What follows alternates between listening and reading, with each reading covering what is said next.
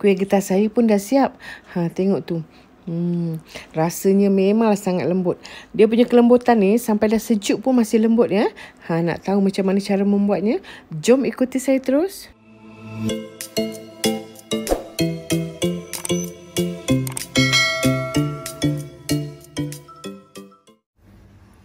Hai, Assalamualaikum semua. Berjumpa kita sekali lagi di channel Apa Mama Tira.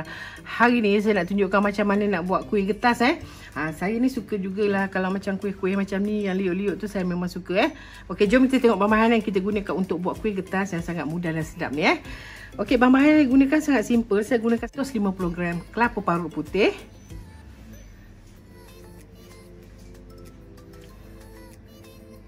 Kemudian saya gunakan 150 gram tepung pulut Tepung pulut ni saya dah sukatkan menggunakan cawan metrik saya. Ada orang nak tengok macam mana punya cawan metrik yang saya gunakan ini Ini cawan sukat yang saya belikan. Ada jual kat kedai-kedai bakery. Dan dia pun ada yang plastik. Boleh guna yang plastik tu.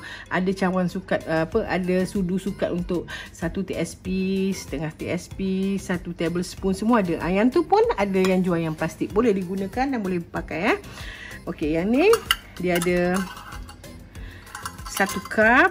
Kat belakang dia tulis setengah cup suku cup dan juga 1/3 cup. Yang ni boleh kita gunakan Macam hari ni saya gunakan 150 gram tepung pulut bersamaan 1/2 cawan. Saya gunakan 150 gram juga kelapa parut bersamaan 1/2 cawan juga. Juga saya gunakan 25 gram tepung beras bersamaan suku cawan Juga saya gunakan lebih kurang dalam setengah TSP garam. Kita akan adunkan bahan ni sehingga dia menjadi dough. Jangan terlalu banyak air. Nak gunakan santan boleh, nak gunakan air biasa pun boleh Kalau kita dah tercair nanti susah. Biar kita letak sikit-sikit, asal dia boleh kita bentukkan aja cukup Okey, saya nak adunkan dia sekarang dan kita tengok nanti macam mana. Ini saya nak tunjukkan macam mana saya punya cawan metrik yang saya gunakan Saya gunakan cawan metrik yang macam ni. Apa-apa jenis pun tak kisah. Yang plastik pun boleh Kita akan ada jual di kedai-kedai bakery. Sebab kalau yang plastik tu pun sama juga sukatan dia. Macam hari ni saya nak pakai 150 gram tepung pulut tapi saya timbang, saya sukat untuk 1 cawan dia berapa gram. Okey, akhirnya kita dapat 1 cawan plus minus kita dapat lebih kurang 100 gram kadang-kadang cawan ni sukatan gram dia memang tepat lah. Cuma kadang-kadang cawan kita tu mungkin ada lari sikit kalau kita terpenuhkan, kita letak sana sini sikit ke, mungkin ada yang tak kata. Dan plus minus memang lebih kurang 100 gram untuk 1 cawan. Jadi macam hari ini kita gunakan 150 gram tepung pulut. Maksudnya kita akan gunakan 1/2 cawan bersamaan dengan 150 gram. Macam tu Mungkin ramai yang dah tahu macam mana nak gunakan timbang digital ni tak apa, ni saya nak beritahu kepada pemula-pemula ataupun orang yang baru berjinak-jinak nak buat kuih tapi belum tahu macam mana rupa timbangan digital. Inilah rupa dia.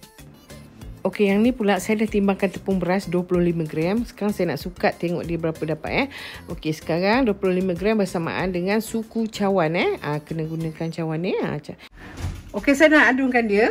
Mula-mula kita masukkan kita punya bahan-bahan ni semua. Tepung beras saya gunakan 25 gram dan juga kita punya tepung pulut. Saya akan gunakan air biasa.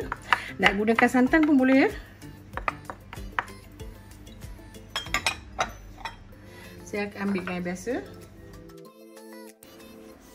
Air hendaklah diletak sedikit demi sedikit. Mula-mula kita ambil lebih kurang dalam suku cawan ke, kita tuangkan sikit-sikit. Agak-agak kita boleh kepalkan dia menjadi dough, cukup. Jangan letak banyak air, nanti dia cair susah Kita nak adjustkan dia susah. Sampai dia jadi dough macam ni, okey dah. Kita akan bentukkan dia. Bujur ke, bulat ke, mengikut kita punya suka tak masalah. Macam hari ni saya buatkan dia sedikit lonjong. Nak buat bulat-bulat pun boleh. Saiz ikut suka. Macam ni saya buat tak berapa besar dan tak berapa kecil. Dan saya buat saiz dia tak berapa tebal. sedang-sedang aja. Kita bulatkan, kita bentukkan dia macam ni. Kemudian kita susunkan ke atas kertas ataupun dulang.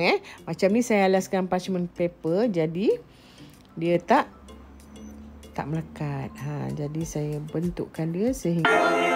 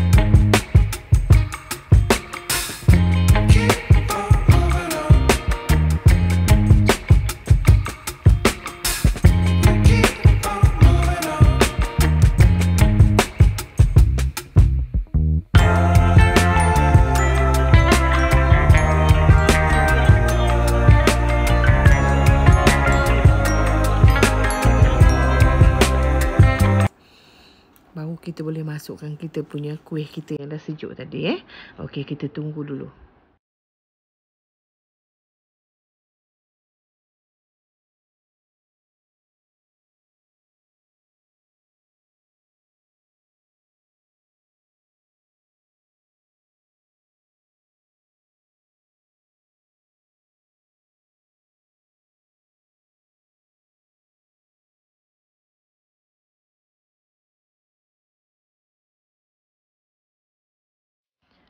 Okey, nampaknya kita punya gula dah likat. Kita masukkan kita punya kuih getah kita yang dah sejuk tadi. Masukkan semua sekali. Dan kita kacau dengan api yang kecil. Jangan berhenti mengacau. Selalu kita nampak dia, alamak macam basah lagi. Jadi ke tak, jadi ke tidak. Jangan berhenti mengacau dan api kecilkan sangat. Sebab itu saya suka gunakan kuali yang besar. Jadi dia boleh terpisah-terpisah satu-satu senang. Kalau tak ada, boleh je guna yang kuali yang sedang tu. Tapi kena pandailah, nanti dia nak sejuk. Jauh-jauhkan dia. Tu. Okey, nampaknya kita punya kuih dah hampir jadi. Kacau lagi. Tu dia dah hampir kering kan. Jangan berhenti mengacau sehingga dia betul-betul bersalut pada kita punya kuih tadi. Okey, siaplah sudah kita punya kuih. Kuih kita pun dah siap. Tengok tu dia bersalut, molek, cantik. Sedia untuk dihidangkan. Nanti kita masukkan dalam pinggan. Sedap ni kalau makan ni.